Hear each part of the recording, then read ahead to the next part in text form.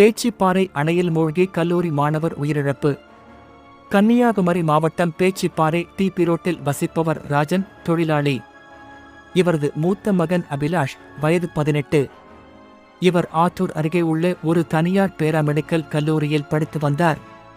நேற்று மாலை அபிலாஷ் தனியாக பேச்சிப்பாறை அணையில் படகு கடவு பகுதிக்கு குளிக்க சென்றுள்ளார். பின்னர் அவர் வெகு நேரமாகியும் வீடு திரும்பவில்லை. இந்த நிலையில் இரவு நேரத்தில் அணையில் குளிக்க சென்ற சிலர் அபிலாஷின் உடல் பிணமாக மிதந்து கொண்டிருந்ததை பார்த்து அதிர்ச்சி அடைந்தனர். உடனடியாக அவர்கள் இது பற்றி பேச்சிப்பாறை போலீசாருக்கு தகவல் தெரிவித்தனர்.